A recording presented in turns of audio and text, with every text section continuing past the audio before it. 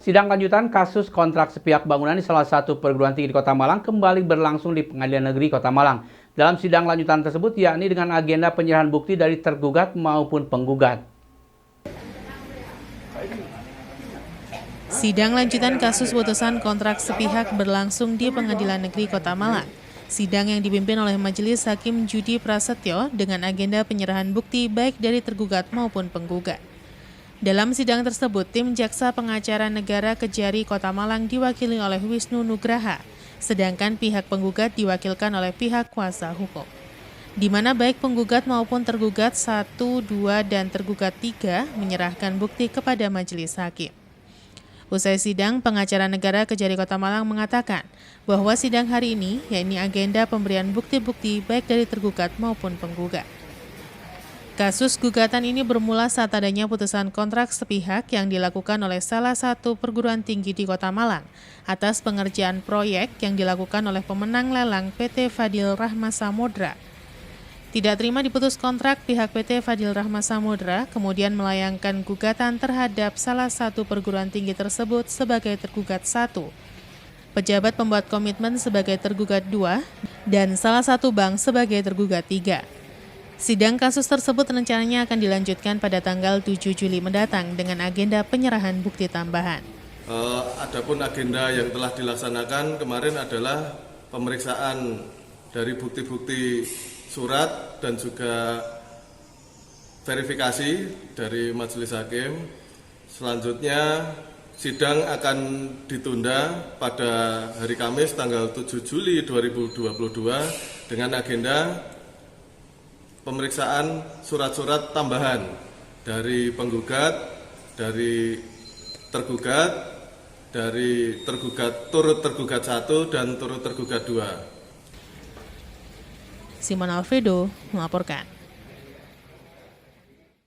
Ratusan atlet dari TNI Polri dan masyarakat dari berbagai daerah di Indonesia mengikuti lomba tembak yang digelar dalam rangka peringatan HUT Bayangkara Polri yang jatuh pada tanggal 1 Juli mendatang.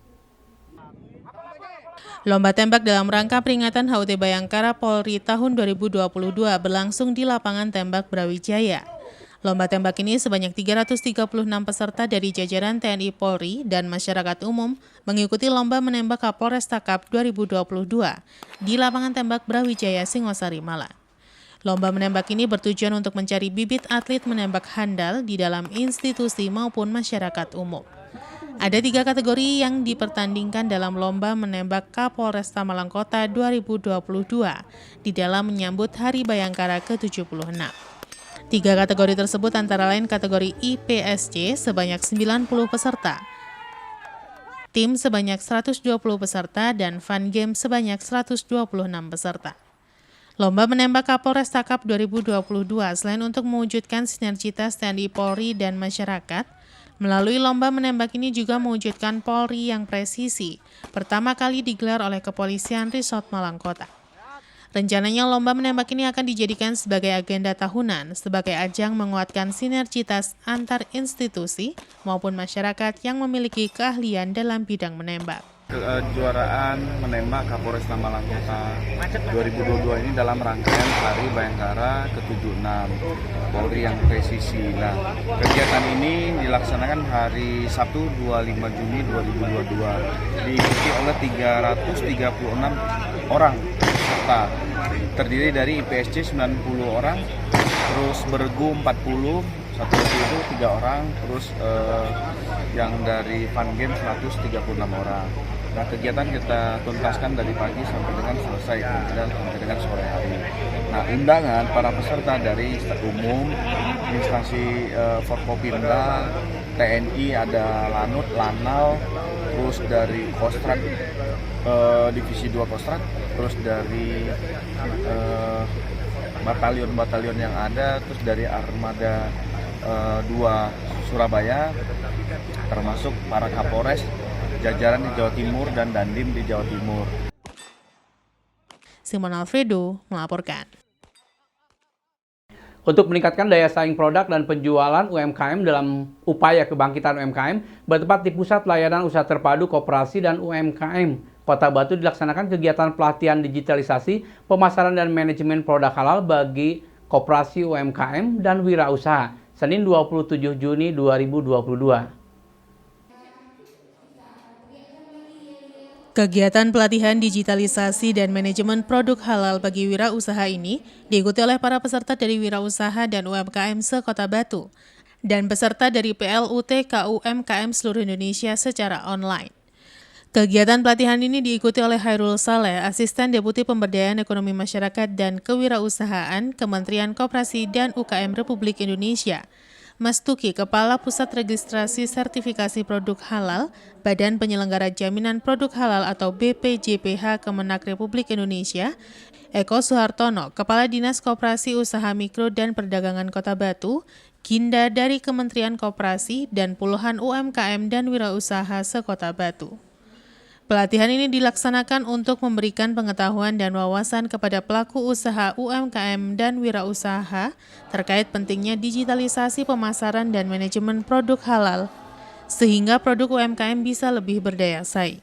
Dalam sambutannya, Kepala Dinas Koperasi Usaha Mikro dan Perdagangan Kota Batu Eko Suhartono memberikan apresiasi dengan kegiatan ini sebagai momentum kebangkitan UMKM dan sertifikasi produk halal bagi UMKM secara gratis akan meningkatkan daya saing dalam pemasaran sehingga UMKM bisa segera bangkit. Sementara itu, Hairul Saleh, Asisten Deputi Pemberdayaan Ekonomi Masyarakat dan Kewirausahaan Kementerian Koperasi dan UKM Republik Indonesia, dalam sambutannya secara daring dengan kegiatan pelatihan ini akan mendukung percepatan digitalisasi atau UMKM digital dan sertifikasi halal dengan target 20 juta UMKM dan berharap peserta dapat mengikuti kegiatan ini dengan maksimal. Hal senada disampaikan Mas Tuki, Kepala Pusat Registrasi Sertifikasi Halal pada Badan Penyelenggara Jaminan Produk Halal Kementerian Agama Republik Indonesia, yang mengapresiasi kegiatan ini dan pemerintah sangat konsen terkait produk halal dan produk makanan dan minuman yang beredar di Indonesia harus dilengkapi dengan sertifikat halal. Pada kesempatan tersebut juga diserahkan cenderamata oleh Ginda dari Kementerian Koperasi kepada Kepala Dinas Koperasi Usaha Mikro dan Perdagangan Kota Batu, Eko Suhartono, dan penyampaian materi. Di Indonesia itu kan ada 74 booth. Ya, kemarin dari Pak Asdem sudah meninjau beberapa booth, salah satunya booth Batu. Dan hari ini kita ketahui ini kan pandemi kan berangsur surut, mulai landai, artinya new normal mulai di depan mata kita. Yang jelas UMKM hari ini harus bangkit. Nah, persoalan yang dihadapi UMKM salah satunya adalah pertama kaitannya daya beli, yang kedua adalah daya saing. Nah, hari ini Kota Batu sudah dibuka tempat wisata. Ya, kita bicara Batu dulu, Pak. Artinya apa? Hari ini adalah momen daripada UMKM kita yang selama ini kondisinya kan pandemi COVID, ya. Berikutnya persoalan kaitannya pemasaran tadi, daya saing adalah salah satunya tentang pemasaran.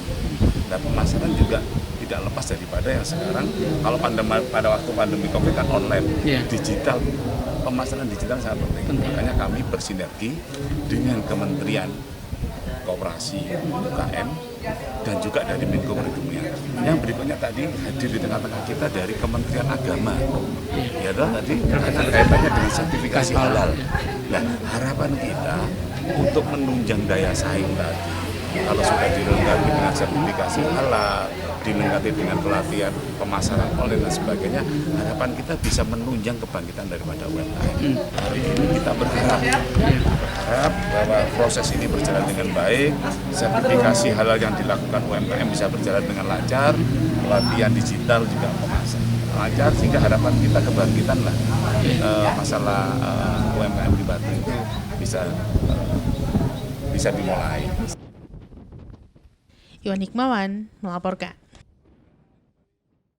Terima kasih Anda masih bersama kami Info 7 Malang Raya. Sebanyak 214 wisudawan sarjana dan pasca sarjana dilepas oleh Ketua Dr. Eni Lestari Widarni SMM dalam prosesi rapat terbuka Senas TIE Jaya Negara Tamasiswa Malang. Wisuda tahun 2022 terasa istimewa karena bertepatan dengan 100 tahun Tamasiswa, Sabtu 25 Juni 2022. Rapat terbuka Senat Sekolah Tinggi Ilmu Ekonomi Jaya Negara Taman Siswa Malang dengan agenda wisuda sarjana dan pasca sarjana tahun akademik 2021-2022 diikuti oleh 214 wisudawan sarjana strata 1 program studi manajemen dan akuntansi serta pasca sarjana magister manajemen. Dihadiri langsung oleh Ketua STI Jaya Negara Taman Siswa Dr. Eni Lestari Widarni SEMM beserta jajaran Wakil Ketua, Ketua Panitera Majelis Luhur Taman Siswa dan Pembina STI Jaya Negara Taman Siswa Ki Dr. Saur Panjaitan 8 MM. Rektor Universitas Sarjana Wiyata Taman Siswa Yogyakarta, Profesor Dr. Andes Haji Pardiman, Ketua Yayasan Maju Jaya Negara Dr. Andes Purnomo Aji MPD, Kepala Bakorwil 3 Malang Insinyur Budi Sarwoto MM. Acara diawali prosesi jajaran Senat memasuki tempat upacara dan dilanjutkan dengan pembukaan rapat terbuka Senat oleh Ketua Dr. Eni Lestari Widarni SEMM. Dalam laporannya, Ketua STI Jaya Negara Taman Siswa Dr. Eni Lestari Widarni SEMM menjelaskan wisuda tahun 2022 ini bertepatan dengan 100 tahun HUT Taman Siswa. Momen spesial ini, STI Jaya Negara Taman Siswa juga memberikan beasiswa untuk calon mahasiswa sarjana S1 reguler gratis SPP dengan kuota terbatas sampai 31 Juli 2022. Pada kesempatan tersebut juga dibacakan surat keputusan kelulusan dan pemakaian gelar sarjana dan pasca sarjana oleh Wakil Ketua, Dr. Bambang Hadi Prabowo MS, dan penyampaian orasi ilmiah oleh Profesor Dr. Mutia Farida Hatta Swasono, Putri Proklamator Muhammad Hatta, dan mantan Menteri Pemberdayaan Perempuan Republik Indonesia dengan tema faktor-faktor non-ekonomi dalam pembangunan modal sosial kultural. Acara dilanjutkan dengan prosesi pengukuhan wisudawan-wisudawati, program sarjana dan pasca sarjana oleh Ketua, Dr. Eni Lestari Widarni SEMM, yang ditandai dengan penyerahan surat kelulusan. Memasuki rangkaian acara selanjutnya, pembacaan sumpah sarjana dan pasca sarjana, dan pembacaan surat keputusan lulusan terbaik program sarjana dan pasca sarjana oleh Dr. Sri Haryani SEMM, serta pemberian penghargaan kepada lulusan terbaik. Acara diakhiri dengan pembacaan doa oleh Dr. Andes Imam Thohir SAG dan penutupan rapat terbuka Senat oleh Ketua serta prosesi jajaran Senat meninggalkan tempat upacara. Pada hari ini terlaksana rapat Senat terbuka STI Jaya Negara Taman Siswa dalam rangka wisuda sarjana dan pasca sarjana tahun akademi 2022. Kepada masyarakat dalam rangka 100 tahun Taman Siswa, STI Jaya Negara Taman Siswa memberikan kesempatan kepada masyarakat untuk mendaftar dengan beasiswa 50%.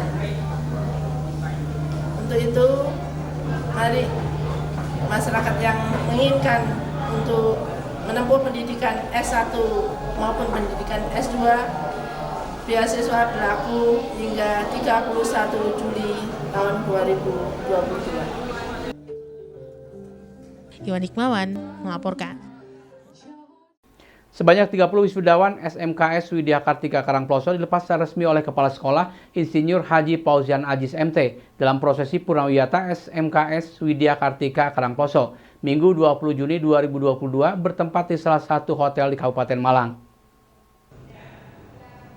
Kegiatan Purnawiyata SMKS Widya Kartika Karangploso tahun 2022 ini diikuti oleh 30 wisudawan dari jurusan Teknik Kendaraan Ringan dan dihadiri langsung Kepala Sekolah Insinyur Fauzan Aziz MT, Ketua Yayasan Pendidikan Wikan Viyata Bakti Letkol ARH Purnawirawan Insinyur Haji Ahmad Saifuddin MT, beserta Sekretaris Yayasan Letkol ARH Purnawirawan Dr. Andes Agung Mulyono MT, Pengasuh Ponpes Al-Ikhlas Kiai Haji Samsul dan jajaran guru pengajar. Acara diawali dengan prosesi masuknya Kepala Sekolah Insinyur Fauzan Aziz MT, Sekretaris Yayasan Letkol ARH Purnawirawan Dr. Andes Agus Mulyono MT, jajaran guru pengajar dan para wisudawan memasuki ruangan, dan dilanjutkan dengan pembacaan ayat suci Al-Quran oleh Ananda Rahmat Pradana, dan dilanjutkan dengan menyanyikan lagu kebangsaan Indonesia Raya. Memasuki acara selanjutnya, laporan kelulusan dan pengumuman perolehan peringkat yang disampaikan oleh Wakil Kurikulum Aris Ali Imron SPD dan dilanjutkan dengan penyerahan penghargaan oleh Kepala Sekolah Insinyur Fauzan Aziz MT kepada peraih 3 besar peringkat terbaik. Peringkat pertama diraih oleh Gandhi Mustafa, kedua oleh Muhammad Eka Ramadhani, dan ketiga Selvin Ronald. Dalam sambutannya, Kepala Sekolah SMKS Widya Kartika Karangploso Insinyur Fauzan Aziz MT mengucapkan selamat kepada para wisudawan dan orang tua atas keberhasilan putra-putri Bapak Ibu menyelesaikan pendidikan di SMKS Widya Kartika dan berpesan untuk mengenali para alumni yang sudah sukses yang akan memberikan trik-trik untuk bisa sukses. Sementara itu dalam sambutannya, pendiri sekaligus Ketua Yayasan Pendidikan Wikan Viata Bakti Letkol ARH Purnawirawan Haji Ahmad Saifuddin MT bercerita sejarah berdirinya SMK Widya Kartika dan berterima kasih kepada berbagai pihak dan kepala sekolah serta jajaran guru pengajar sehingga SMK Widya Kartika masih tetap eksis sampai sekarang. Hal senada disampaikan perwakilan alumni oleh Ustadz Asrofi yang memberikan tips-tips terkait menjadi wirausahawan yang sukses. Acara dilanjutkan kembali dengan prosesi wisuda yang ditandai dengan pengalungan gordon oleh Kepala Sekolah Insinyur Haji Fauzan Aziz MT dengan didampingi Ketua Yayasan Wikan Viata Bakti dan Wakil Kurikulum. Pada kesempatan tersebut juga dibacakan ikrar wisuda, penyerahan cindramata oleh wali siswa kepada Kepala Sekolah, dan ditutup dengan pemotongan tumpeng serta hiburan. Hari ini mulai wisuda pertama lagi setelah ada COVID-19. Yang perlu kita syukuri bukan hanya karena banyak alumni yang sukses, bukan hanya karena kelulusannya, tetapi sivitas akademika SMK Widya Kartika lolos dari COVID-19. Alhamdulillah ini karena pertolongan Allah Subhanahu wa Ta'ala. Untuk kedepannya semoga SMK Widya Kartika tetap akan bergandeng dengan dunia usaha, dunia industri, sehingga dengan banyaknya alumni yang bisa hadir pada siang hari ini, sehingga nanti akan bisa mengarahkan adik-adiknya bagaimana caranya, terutama bagaimana cara menjadi wira swasta. Kalau lulusan SMK buka bengkel sudah biasa, tapi ini harus punya jiwa kewirausahaan. Iwan Nikmawan melaporkan. Terima kasih Anda masih bersama kami Info 7 Malang Raya. Legenda sepak bola asal Brazil Ronaldinho datang mengunjungi Indonesia. Minggu sore Ronaldinho berkesempatan berikan coaching klinik kepada anak-anak di Kota Malang. Dalam coaching klinik ini Ronaldinho memuji antusias anak-anak dalam berlatih sepak bola. Puluhan anak-anak dari Akademi Arema Minggu sore berkumpul di lapangan mini soccer di kawasan Singosari, Kabupaten Malang. Mereka menunggu kedatangan bintang sepak bola asal Brazil, yakni Ronaldo Assis de Moreira atau lebih dikenal dengan Ronaldinho. Setelah menunggu 1 jam, anak-anak ini pun dapat bertemu langsung dengan idola mereka. Mereka pun berkesempatan mendapat bimbingan langsung dari legenda sepak bola Brazil ini. Dalam coaching klinik ini, Ronaldinho memuji antusiasme dan semangat anak-anak dalam mengikuti latihan. Ia juga memuji kemampuan anak-anak ini dalam melakukan passing dan kontrol bola. Menurutnya, passing dan kontrol bola merupakan kemampuan dasar yang harus dimiliki oleh setiap pemula. Sementara kemampuan lainnya merupakan kemampuan yang bisa dikembangkan dengan latihan yang tekun. Mendapat bimbingan langsung dari pemain kelas dunia merupakan kebanggaan bagi orang tua anak-anak ini. Namun mereka sedikit kecewa lantaran Ronaldinho tak menunjukkan skill maksimalnya di depan anak-anak. Namun kedatangan Ronaldinho ini dapat memacu semangat anak-anak untuk terus berlatih sepak bola. Ada 2 agenda yang dilakoni Ronaldinho dalam lawatannya ke Kota Malang. Usai melakukan coaching klinik Minggu sore, Ronaldinho akan menjalani pertandingan trofeo bersama Rans FC melawan Arema dan Persik Kediri. Untuk motivasi anak-anak, alhamdulillah Ronaldinho bisa ke sini. Bisa memantik semangat anak-anak lagi ya? Insya Allah iya. Bisa buat anak-anak, apresiasi anak-anak buat semangat. Karena kan juga anak-anak yang akademi ini juga habis juara Kejurnas 2010 kemarin, juara 1. Anaknya ikut paket berapa? Paket yang harga berapa? Yang paket 1. Bu, di rumah kemarin sempat antusias atau gimana anaknya, Bu? Semangat. antusias. Jadi kita udah bawa seragam dari rumah. Simon Alfredo melaporkan.